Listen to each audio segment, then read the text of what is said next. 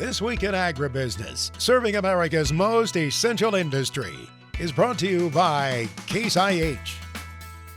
Coming up on this weekend's broadcast, as representatives of the beef cattle industry gathered for their annual convention, there were many questions to ponder, including what will those animals be worth?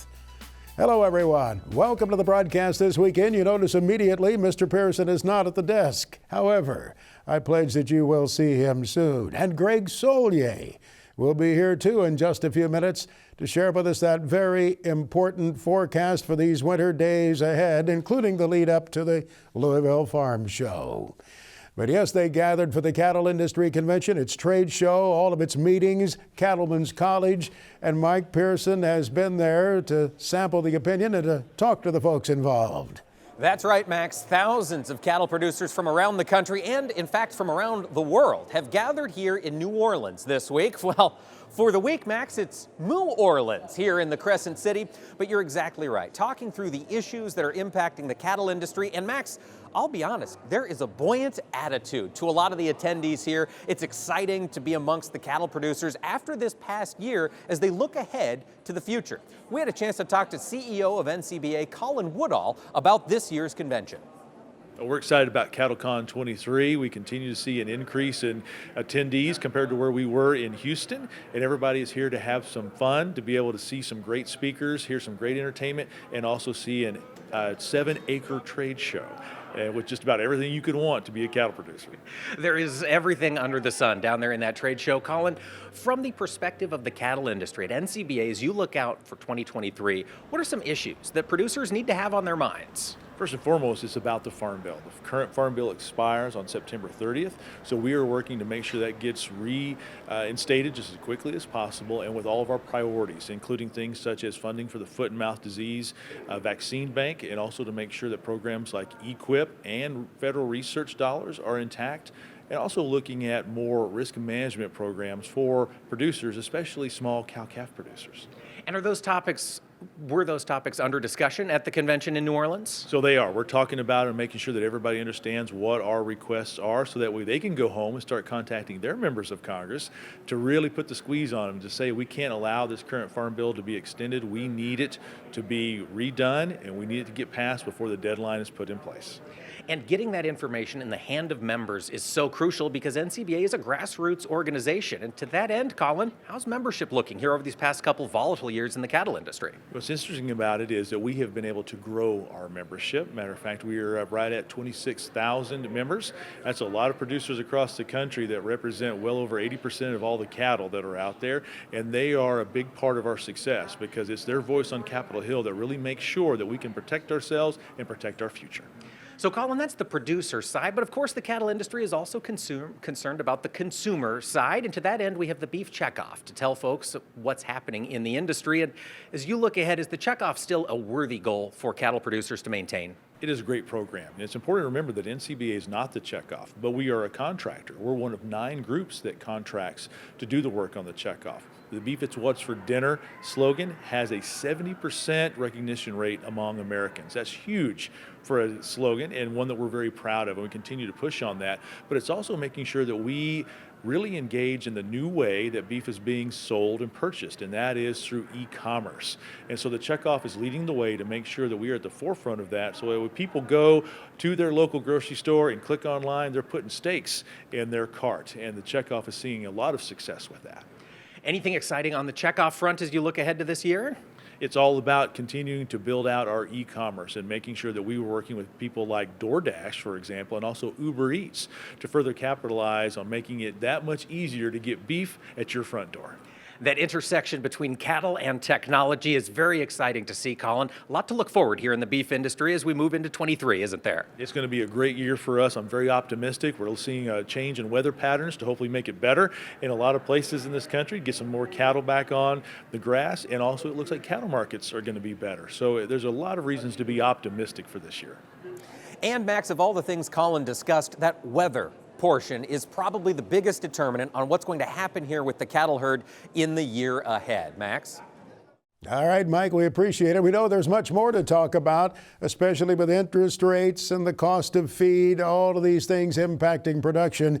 Where will the markets be going? We'll get back to Mike for a discussion on that as we continue on this weekend's broadcast. This portion of This Week in Agribusiness is brought to you by Firestone Ag. The Firestone Ag Dealer Network offers you the support, inventory, and resources you need. Visit firestoneag.com to find your local certified dealer. One of the more anticipated events each year at the Cattle Convention is the Cattle Industry Outlook. It's presented by Randy Block of Cattle Facts, and we had a chance to catch up with Randy. And we talked about the year ahead, but before we can look at what's happening there, we had to cover some of the news events that have impacted the cattle industry over the past year. Well, there's been plenty of them here over the last few years, hasn't there, Mike? You know, we've had a situation where we had, coming through COVID, we had to work through that front end supply. When COVID hit, we were in the peak inventory numbers for this cattle cycle. And yet, think about that. 2022, the largest fed slaughter and the largest beef production in this cattle cycle. So we had to work through a lot of things, Mike. We did, and have we worked through them now? It looks like we're into a new horizon here for the beef industry. Well, we have. We've got those front-end supplies back more current. The drought-forced movement that we had in 2022, that was a big deal. I mean, we placed a lot more lightweight cattle out of the central and southern plains regions, out of the southwest, that kept these on-feed numbers elevated throughout the course of the year. But we've actually worked through that in pretty good shape now. Cattle on-feed numbers are smaller. You saw the cattle inventory report yesterday. Really no surprises. Total inventory numbers down about 3%. The beef cow number already back to where it was in 2014 and 15. So unfortunately, we're going to get into this cattle cycle, and we just don't have as many cattle as what we'd really like to have out here. Not as many people able to participate because of the impact of the drought. And the impact of the drought, the culling in the herds, as you mentioned, the shrinking of the cattle herd across the country. Randy, is that going to lead to some fireworks as these folks bid up for those feeder supplies that are out there? Oh, absolutely, no doubt about it. You know, we've got beef demand that has been strong all the way through here. Yes, it was a little softer in 22 as we've come through here, but in general, our beef demand over this last decade has been tremendous. It's been about $250 a head above where it would have been back in the turn of the decade, back in here 10 and 15 years ago. The quality of the product we're producing is substantially better. We've gone from 50 to 55% choice in prime cattle to 82 to 83% choice in prime. So the consumer is responding. They love the higher quality product the beef industry is delivering day in and day out. Randy, can the consumer continue supporting the beef industry with these tighter numbers and higher values at the meat case? Well, I think they will. I think they've shown they're pretty resilient. Now, you got to keep in mind when you're going through these smaller numbers, we're going to have smaller supplies for them to consume. So per capita beef consumption, I think everybody needs to understand this is not demand, this is supply. Per capita beef consumption is going to shrink 3 to 4 pounds here over the next 3 years or so. So as we go through that, obviously that leads to higher prices, and higher prices are what ration the usage of that smaller supply. Randy, have you been surprised with the consumer's willingness to bid up at the meat case for beef supplies this past year? We really haven't. I mean, the U.S. consumer has become very, very specific and intentional in their purchases. When we came through COVID, quite frankly, one of the good things that came through COVID was we taught people how to cook at home again. And they decided they wanted more of that high-quality eating experience they could get at the high-end restaurants at home. And the beef industry's actually benefited from that. That is true. Randy, looking out to this next year, cattle producers jumping into this feeder market, good time to do it? Well, we're going to see prices get substantially higher here over the next 2 and 3 years. This is not a one-year wonder. This is a several-year run that we're going to see. So it's going to take a lot of money to operate in this environment. Cattle producers on location certainly are excited about this change of sentiment in the markets, driven a lot by U.S. beef consumption. When we return, we'll get Randy's thoughts on the export market in the year of 2023. This portion of This Week in Agribusiness is brought to you by Firestone Ag. Harvey Firestone invented the first pneumatic farm tire, forever changing what it means to farm hard. Visit firestoneag.com to learn more about this history and tire solutions for today. This past year, we've certainly seen strong demand for U.S. beef at meat cases here at home, and I asked Randy if he was optimistic about exports looking to the year ahead. I really am. You know, we've seen that export market continue to change as well. It's not just stuff we don't consume here. It's not all variety meats. The value of beef and beef byproduct exports in 2022, $500 a head. That's 23% of the value of every fed steer and heifer we produce in the United States. So just to give everybody a little bit of a recap, when you think about where we were in 2003 with BSE, the value of beef and beef byproduct exports then was $175 a head. Again, it's $500 a head now. So we're optimistic. Obviously, we probably won't be able to export a lot more tonnage, but the value will continue to stay elevated. And when we look at that value equation between what we export and what we import, even though it's about 3.5 billion pounds of both, the value proposition, we generate about 60 cents a pound added value on everything we export versus what we import because of the quality. And that's a crucial component. Randy, when we're talking import-export, what are we bringing in, importing into the U.S. beef, and what are we exporting? We mainly bring in lean trimmings. Remember, we produce a lot of 50 and 60% lean product out of our fed cattle processing plants, which, again, we're not going to eat very many 50% lean beef burgers. So we need that lean trimming, that 90 to 95% lean to mix with our trimmings. And we create a tremendous product for our consumers, you know, an 80 to 85% lean product that tastes wonderful and has that high quality beef flavor that we generate in our U.S. marketplace. Randy, we do have some headwinds around the world. As you mentioned, we've got rising inflation, we've got rising prices. Could that put a damper on exports this next year? Well, I think it will. I think exports will probably be off a few percent, not just for the beef industry, probably for all the proteins. I think we'll see them flatline a little bit here for the next few years. Again, our production levels aren't increasing much in this high cost environment. Cost of money, cost of feed, cost of hay, all of those things are going to keep a limit on what we're able to produce.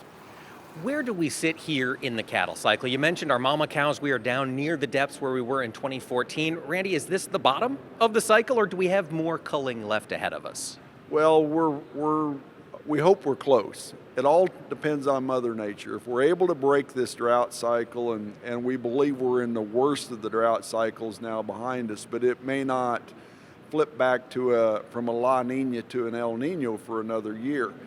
But Matt Makins, who does our long-range weather work for us and does a tremendous job, he believes we won't see near as dry or as hot as planting season and growing season this year. So that should lead to a better grain crop and hopefully a little better hay crop.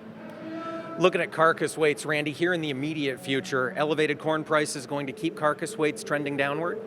Well, we'll see carcass weights trend downward through the spring as they typically would. Normally weights will make their low in the spring. We've got a lot of our larger feeding areas in the northern plains from the northern regions from northeast Colorado all the way through Nebraska and the Dakotas over into Iowa that are in some adverse feeding conditions right now. So those weights are certainly going to be impacted through spring. Cattle just can't perform as well in that colder, wet environment. So no doubt weights are going to be pretty seasonal this year. That was Randy Block, CEO of Cattle Facts. He presented that outlook to the attendees here at the Cattle Convention, but it all hinges, as you well know, on rainfall across the plains if we're going to see this cattle herd begin to rebound. Chad Colby's look at agriculture technology comes your way next, brought to you by the IBM Watson Decision Platform, combining AI with Internet of Things data to help agribusiness increase yields, improve quality, and drive sustainability.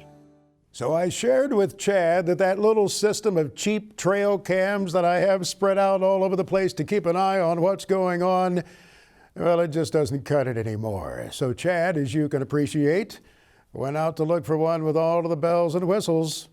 Many of us have found great applications for all these new camera systems you see at your big box electronics store. We've talked about them here on the tech segment before. But the challenge has been, especially on maybe a construction site, your farm ranch, there's some unique applications that we all struggle with. This is my equipment yard here, and the challenge with this location is really no different than your farm or ranch or construction site, and it is I have limited power. I have limited lighting, and I do not have internet connectivity, but I do want some type of live monitoring system. I stumbled on a company called Vosker, and they make a solar cellular camera. And as you can see in this little promo video, this thing is pretty slick. Now, it's got all the bells and whistles that you would want on something like this, okay? It's got rechargeable battery pack, motion detection. It's even got night vision. It's got a built-in little solar panel. You can see I bought the optional one here. We'll talk about that in a second. But as far as the device itself, they designed it really robust. It does come with some mounting hardware. You can see it uses that 1-inch ram mount style mounting. It does have an internal battery as well. I think a lot of people think this is a gaming camera. The part that's really different is when you add that other solar panel, this thing will stand alone as long as you want it. Now, Vosker does offer a subscription service for the data, and that's pretty easy, and it's not that expensive, so you don't need another phone carrier or another prescription. You do it right here with Vosker. Now, as far as setting up the device, I can tell you it was pretty easy. I just followed their simple instructions. When you open up the camera, there's a little note right inside it that says to download the app, and that app will walk you right through the registration process and tell you what to do. The app is pretty slick. I did make a phone call to them and talk to them. They did tell me there's a pretty neat upgrade to the app coming out here very soon. And then you just charge both the power pack and the battery, and then you're ready to go. Max, it's pretty safe to say here in the near future, we're going to have part 2 on this solar cellular camera, and I can't wait. Well, that ought to help sound the alarm, all right. If there's an intruder with 4 legs or 2, we'll look forward to Chad's follow-up next week.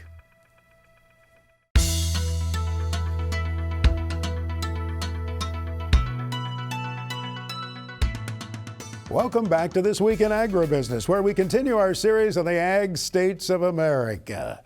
We've been hearing from you how much you enjoy this series. Well, Charlie Behrens brings you another episode, this one from Wisconsin, where they make everything from faucets to fire trucks. But their farms are crucial too, of course. The United States of America can be very different from one state to another.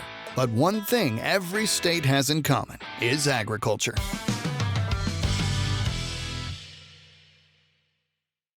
Hey everyone, I'm Charlie Behrens, and welcome to Agricultural States of America. We're going to test your knowledge about the agriculture of different states and hopefully give you a bit more appreciation for the great things farmers are producing across the country.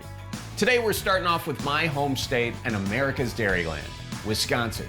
All right, so when you think of Wisconsin, what do you think of? Aside from beer and cheese and people wearing cheese while drinking beer. How about cranberries? Now, believe it or not, Wisconsin is the top producer of cranberries in the United States. In fact, the cranberry is native to Wisconsin, and it's the state's leading crop in terms of acreage and value. Now, today, Wisconsin grows more than 5.5 million barrels of cranberries each year, which is more than half the entire U.S. cranberry crop. That's a lot of cranberries. Now, cranberries have a ton of health benefits. They're loaded with antioxidants, they support heart health, they prevent UTIs, which may be TMI, but now you know. And of course, what cranberries are probably best known for, they make a great chaser for your vodka. Hey, speaking of vodka, did you know that you can make vodka out of potatoes? And speaking of potatoes, that crop grows on 71,000 acres of Wisconsin land. Now, when most people think of potatoes, they think of Idaho, which is fair. But Wisconsin not only grows potatoes, they're also third in the nation in total potato production. That means Wisconsin is taking home the bronze medal for potato production in the US, which isn't bad if you ask me. But let's get back to the other crops Wisconsin's taken home the gold in. Wisconsin is #1 in corn silage, snap peas, and ginseng. And if you're not familiar with ginseng, have no fear, Charlie is here. Like cranberries, ginseng is also native to Wisconsin, and it's only found in wooded areas with plenty of shade. Kind of like me during summer. I burn easily. Ginseng also has a lot of medical benefits, including lowering blood sugar, lowering cholesterol, and helping with erectile dysfunction. So as you can see, ginseng is really raising the bar. And now for the moment your charcuterie boards have been waiting for. Drum roll, please. Let's talk about cheese. Crowned as America's dairyland, Wisconsin has over 8,000 licensed dairy farms and 1.27 million dairy cows. Together, they produce over 3 billion pounds of cheese each year, or roughly 26% of our nation's total cheese production. And that just skims the surface. Seriously? You like that? A little milk pun for you, skims. What's wrong, no Gouda? Too cheesy? Okay, fine. No, I don't want to milk it, okay? I cheddar cut it out, I don't want to curd your enthusiasm, so. All right, I'm done. Beyond the dairy cows, Wisconsin is also home to roughly 290,000 head of beef cattle. That way you can have your Culver's Butterburger and drink your concrete mixer too. Other Wisconsin livestock includes hogs, broiler chickens, and eggs, which translates to brats, wings, and mayo. Some other crops that need their props are oats, carrots, tart cherries, sweet corn for processing, and of course, maple syrup. I bet you didn't know that the Wisconsin state tree is the sugar maple. What can I say? Wisconsinites love tapping trees, and mostly kegs, but also trees. Oh, and can't forget to mention the 3 million acres of corn and 2 million acres of soybeans grown in Wisconsin each year, plus hay, lots of hay. And between the carrots and the corn and the hay, if you think about it, Wisconsin is a very nice place to be a Clydesdale. Well, that's all the time we have for now, but you can always go to pivotbio.com/agstates and explore more agriculture from your favorite states and test your knowledge to win great prizes and more. All right, we'll see you next time in the agricultural states of America. Well, now, Charlie took a turn or two there I wasn't expecting. In his Ag States of America, you can follow this series online as well. pivotbio.com/agstates. Oh, he didn't talk about Alice in Dairyland, for example. In the past, he's mentioned some of the queens, the commodity queens that they have in various states. Well, Alice in Dairyland is not a queen. She's a full-time employee of the Wisconsin Department of Agriculture and spends a whole year traveling around the state and to other states, too, extolling the virtues of the agriculture industry of Wisconsin. Taylor Schaefer is serving in that role right now, full-time employee. She's a graduate of the University of Wisconsin, but I believe she's the 75th Alice in Dairyland. And I came across these statistics. Alice in Dairyland during the year will do 80 television interviews, 200 radio interviews, 1,000 social media posts, 60 print articles, 200 tailored speeches as well. So the lady who serves in that role is very busy. Oh, and I should mention, Wisconsin Farm also produced our broadcast buddy Orion Samuelson, who hails from the Kickapoo Valley of Wisconsin. There's more coming up on this weekend's broadcast, including a discussion about China, a reminder of how vital it is to America's agriculture industry. Stay with us here.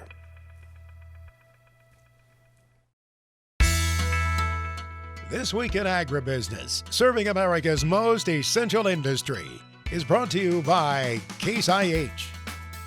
Welcome back to this weekend's edition of This Week in Agribusiness. China is on our minds this weekend. That big trading partner of ours, given some headlines that have been in the news here of late. And one gentleman we wanted to discuss this subject with is former Undersecretary of Agriculture, Ted McKinney, who these days is the Chief Executive Officer of the National Association of State Departments of Agriculture. Ted, I know in your role at USDA as the first Undersecretary for Trade and Foreign Agricultural Affairs, you dealt with that Chinese trading partner often, didn't you? We did. My buddy Greg Dowd at USTR and I, and of course our teams, spent a lot of time and succeeded, I think, in that phase 1 agreement that still has lasting effects. So you bet, we spent 30 some different times, I think 6 trips there, 6 back, and the rest were virtual. So many, many occasions to interface. I have to tell you, that headline the other day concerned me. The 4-star general warning troops that war with China is possible in 2 years. There are clear, huge implications for U.S. agriculture in any kind of talk about strife with China, right? Yes, I heard about that and then read about it, and I think it is reason for some pause. But gosh, we can't just stop what we're doing, do an about face and make changes. And so we'll see how the other parts of our relationship, that's the U.S. and China, go. But as far as U.S. agriculture and food goes, I'm an advocate for keeping the steady course. And maybe we can both countries agree that food is the sustenance of life, and we need each other in the trading area. So let's just hope that can prevail through these years. How much do the Chinese need us? Obviously, they're buying soybeans from South America. They can source meat from some other parts of the world. How reliant upon the United States are they? Well, if they want to keep competition in their supply chains, they need us very badly. If that is less important, they can perhaps focus on 1 or 2 or 3 countries. But with the size of their economy, never mind that they're starting their gentle downturn in population, they are still a very large, and I say this respectfully, sucking sound on food and agriculture, because the one thing I think they want and need to do is to feed their people and feed them adequately, particularly in the wake of all this COVID business. So I hope they'll want to see multiple countries, and particularly in this case, multiple large countries that can supply their needs, stay in the game. That's my hope, at least, Max. They do have a rather prominent role in our agriculture here, do they not? I mean, I think of companies such as Smithfield Foods, big meat packer, Chinese owned. Syngenta is another major player, is it not, with Chinese roots? Yes, there are many tentacles of Chinese influence and company ownership here, but I would say the same for us there. We have many of our companies that have very significant divisions, maybe not the 100% ownership like you see with some. But I'll tell you, as I have come to know and work a great deal with the likes of those you've just mentioned, Syngenta and Smithfield, I must say I admire the boundaries they put on the business and the messaging they give to the Chinese Communist Party and others to say, we have got to be independent, otherwise we cave. And so, again, I hope some of that, maybe even all of that, can be sustained, because those are 2 fine companies that are buying a lot of U.S. product and frankly selling a lot of good inputs as well. We hear reports from time to time about Chinese buying of U.S. farmland. How worked up do you get about that, or how lathered up should we get about that, Ted? Well, it's one to watch and pay attention to, and maybe even more than we have. And I would say it's more because of the possible proximity of those land purchases and where it might be adjacent to. Is it next to an army or military base? Is it in the heart of a city that's got a lot of sensitive buildings and sensitive companies next door? I think there's already a move underway to deny, the outright purchases of hundreds of thousands or millions of acres of farmland. I'm less concerned about that. I think it's something we ought to watch. If you get going on that too much, reciprocity is not a pleasant thing. I think of some states that have denied and said no foreign ownership. Well, my goodness, we are a nation of immigrants. My parents from Ireland and Scotland with my other grandparents. So we've got to be a little bit careful about that. I think China's the one to watch, and it's more where they locate than anything else, I believe. Well, it's a complex subject. We look forward to pursuing it with you on another occasion. It's always great to see you. Thanks, Ted McKinney. Thank you, Max. All the best to you and your audience. Greg Solier now brings us his farm weather forecast for the week ahead, presented by Pivot Bio Proven 40. Predictable, productive, weatherproof. Turn to a better nitrogen. Turn to Pivot Bio Proven 40. Learn more at pivotbio.com. Oh, he has no shortage of things to talk about this time of the year as Greg Solier joins us to look at that weather for the week ahead. I want to see just how cold it's going to be. Do we get a continuation of the very severe cold we've had? No, a quick turnaround in temperatures, and this pattern is up and down, back and forth, reversal here and there, a trademark of a weakening La Nina setup, that cooling of the waters in the Pacific. You know, we have other elements going on up aloft as well. Keeping an eye on temperatures in the stratosphere and those various indices across the northern and central areas of the Pacific and the Atlantic. So the bottom line this week, into more of a broad west to east upper air wind flow, fast moving. So precipitation, at least in the Pacific Northwest, not much to speak of here. A little bit of snow through the northern and central Rockies. These systems are fast moving. They dry out. One thing with the west to east upper air flow, note the temperature pattern here. Seasonal, milder, mild into the plains, some snow melt. It's been back and forth, and we're back in that Chinook warming, that compressional warming. So no major systems or storms out of the northern plains and Pacific Northwest into the early part of the week. One front dashes on by. The next round of maybe some organized moisture into Washington State later in the week. Colder, high pressure, but seasonal through the southern Canadian prairie. Fair amount of wind, but temperatures back to more seasonal norms. A pretty comfortable go of it, all things considered, for the early and often start to the second half of wintertime and the month of February. Typically in La Nina setups, by the way, in February, we do transition frequently back to colder weather on the backside of that La Nina setup. Last in a series of these weather systems that have come through the southwestern states, these systems last week responsible for all the ice down across Oklahoma and Texas. A little milder air and a couple of rain snow showers here. Back to cooler, drier weather, and temperatures up a little bit from the frost and freeze into the central and southern valleys last week. High pressure, northeast wind flow, maybe late in the week, a bit of a Santa Ana setup. Seasonal sunshine and temperatures in the desert southwest back to milder and drier coming off the moisture. Yeah, Max, it was ice, but at least look at it this way. It was some additional drought relief out of the southern plains. I suppose so. Seeing that word over Alberta, Canada, where it said moderate, is that what you said there? Milder air. Milder. I mean, it's not tropical, but I take some encouragement. It's not another cold blast. Yeah, there were some areas up across western Ontario last week. Actual barn thermometer readings down to almost 40 degrees below zero. Not the wind chill, mind you. And we had readings that were down to 15 to 20 below last week over the heavier snow-covered areas as far south as northern Illinois. A far different feel. Back to thaw-free cycles this week, and nothing major in the maps and charts. One fast-moving feature here early in the week across the northern plains. Seasonal temperatures into the Corn Belt areas with a couple of snowflakes, and the cloud cover is back into play. But this time of the year, we're working more and more with longer days and maybe a little sun to brighten things up into the daylight hours as well. The colder air locked up towards the arrowhead of Minnesota points on northward. Again, note the zonal west to east flow. Milder temperatures across the plains. Seasonal temperatures across the Corn Belt. Little, if any, widespread organized precip, maybe quarter to half inch southern sections here later on into the week.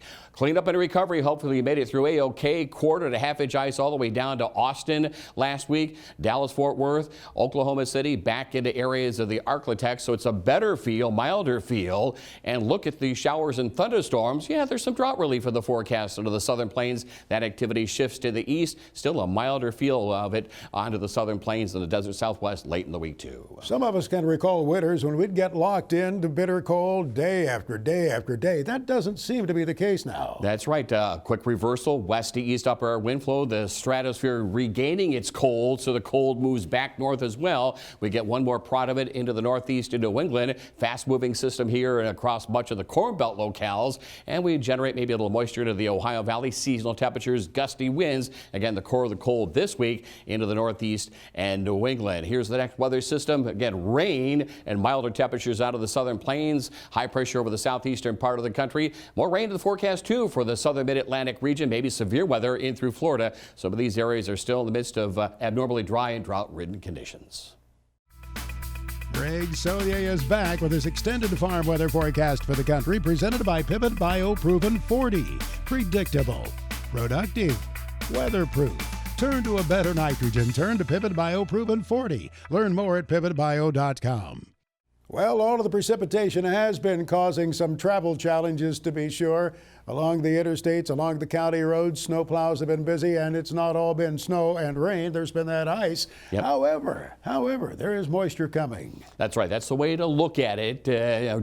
Despite the icy glaziness of it all, hey, after 3/4 of an inch of that moisture into areas of Oklahoma, Texas, and the lower Mississippi Valley region. And again, kudos, tip of the cap to those power grid people getting out there on the poles and keeping an eye on the lines here last week. Moisture over the southern mid-Atlantic region to the northeast of New England. Some spots, central and southern Corn Belt, maybe 1/4 to 1/2 inch. Nothing major there. And across the northern and central Rockies early in the week in the desert Southwest. So you get the picture. Once again, it's the south and southeastern portion of the country, along with severe weather potential, Max, that has an active weather pattern this week. You sent some folks running to their funk and wagnalls there. Glaziness, was that what it was? Yeah, why not? Just like the old Oxyborius word that you know who used to use. Hey, I looked at that map behind you. It looked like there was plenty of warmth there. Yeah, relative to, this stretch in the last third of meteorological winter time. And, we had this a few weeks ago where you get a lot of cloud cover. Temperatures stay 10, 15, 20 degrees above average at night, but they'll get at least some thaw-free cycles.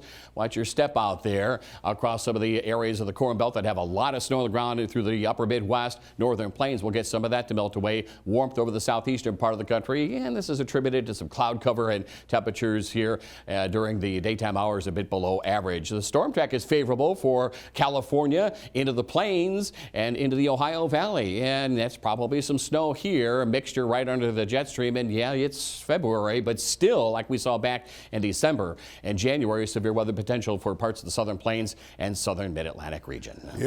This is quite a shift from what you were talking about a month ago. For mid-February, yep, you were saying we'd have very, very cold weather. And that doesn't appear to be the case. We're going to have to be kind of fluid here over the next month or two as we transition out of La Nina, move into a neutral state atmosphere. And there are some indications that towards mid to late summertime, it's El Nino coming into play. So that may run the whole gamut from a wet spring to a dry mid to late summer. We'll keep you posted. Temperatures back to normal here. That's easy on the power bill. Across the Corn Belt, little warmth over the southeastern part of the country, southwestern states as well. And the prod of cold air is up towards the Sioux. Nothing on this particular setup the next 3 to 4 weeks that looks bitter biting.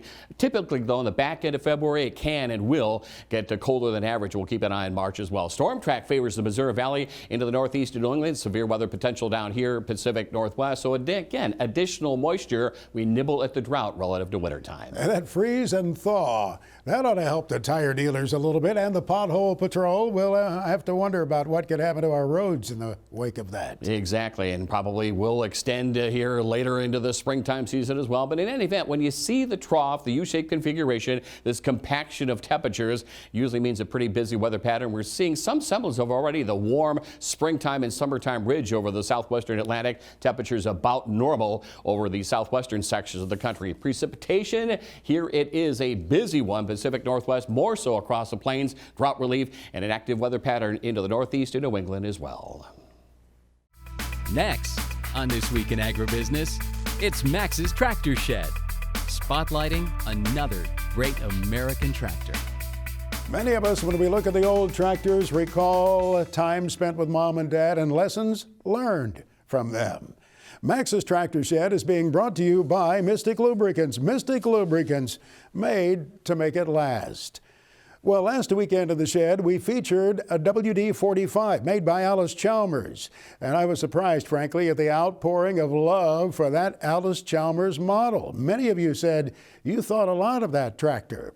Well, Mr. Marion Martin, who farmed in Illinois, had a WD-45, but it was after he farmed with an F-30. His son, Dr. Marshall Martin, told me that Dad traded up to that WD-45 because he wanted the live PTO. But this tractor means quite a bit.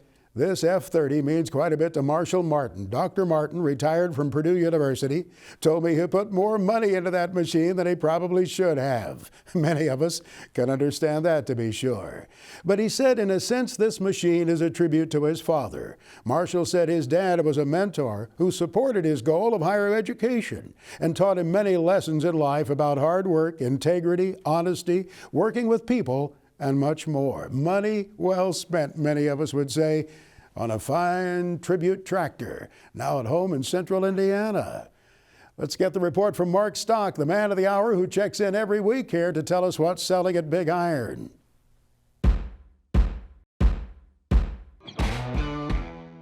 Well, Max, on February the 7th, Big Iron will be selling some livestock. We've got several packages of feeder steers selling to the highest bidder. The feeder cattle market has been very active this time of year. Also, Hofer Red Angus Bull Sale is February the 7th by Bossler, Wyoming. We've had weather across the country that is hindering some of the transportation of livestock. But when you buy online, the animals stay right in the owner's ranch or in their feed yard. So check out all the good quality livestock selling on the February 7th BigIron.com sale. The real estate market also continues to be very active. There is land selling in Boone County, Nebraska, Greeley County, Nebraska, Hancock County, Illinois next week. And as we get in towards the first part and middle of February, several retirement sales. Richard and Mary Hemphill are from Davenport, Iowa. Their retirement sales on February the 7th. And Dwayne and Pam Runyon, their retirement sale by Onley, Illinois is also February the 7th. Rita Bradley Farms are retiring in Arkansas, featuring a John Deere 8400T track tractor, a John Deere 9770 four-wheel drive combine, and a 2010 John Deere 1990 air seeder. Max, if you need land, if you need livestock, if you need equipment, go to BigIron.com and SullivanAuctioneers.com.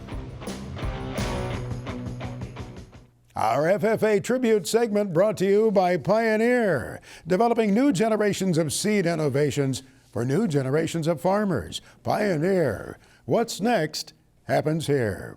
We go to Colorado this week, and joining us is the state FFA president in that state, Antone Sellers. Antone, thanks for being here with us to talk about your FFA experience.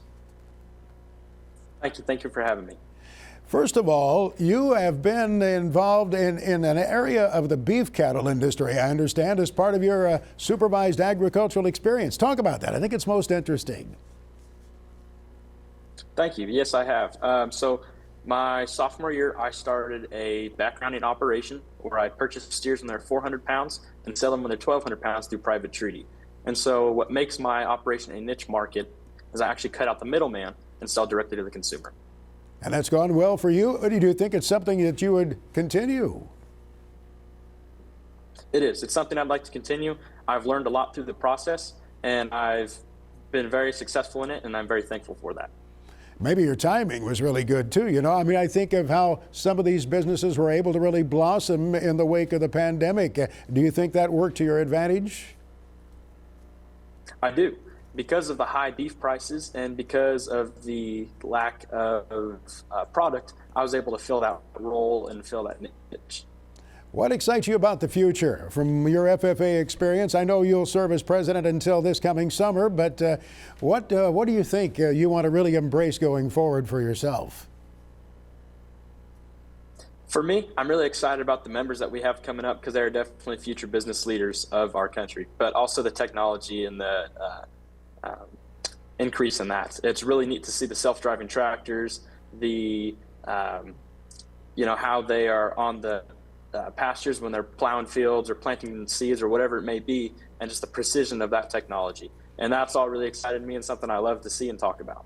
You'll have a front row seat for that, Antone. You're well positioned to enjoy all of that technology coming along. Thanks for joining us this weekend. We sure appreciate it.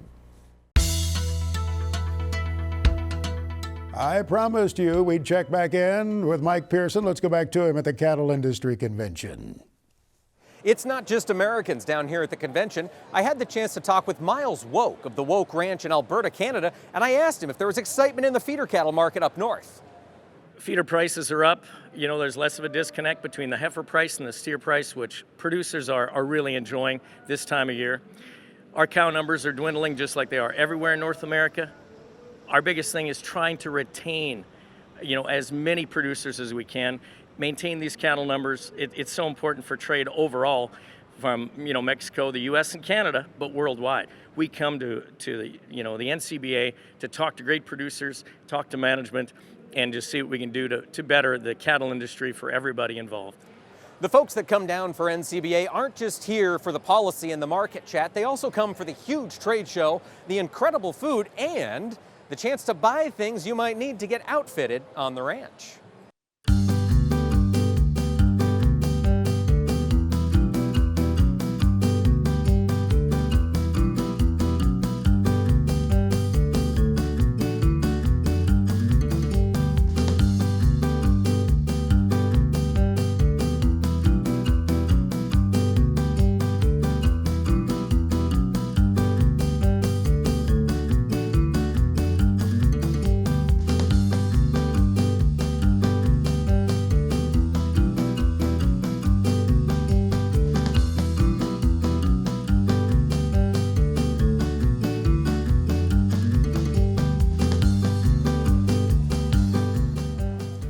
Well, Max, all that's left for me here in New Orleans is to check out. All right, Mike, we appreciate it. Hope you're enjoying New Orleans. Oh, by the way, wipe your chin. I think you've been in the beignets there. Take care, sir. We'll be getting together with Mike just a few days from now. We'll both be at the National Farm Machinery Show in Louisville. Hope you can join us there. That show opens on the 15th. Later that afternoon at the Case IH exhibit, we'll be recording This Week in Agribusiness segments. Hope you'll come by and join us there. Have a great week. We'll see you next week. So long, everyone. This Week in Agribusiness is brought to you by Case IH.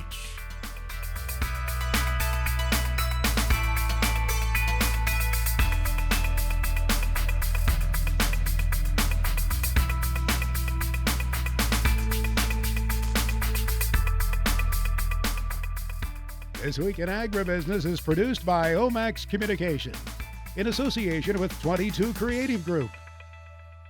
We invite you to visit us online at agbizweek.com.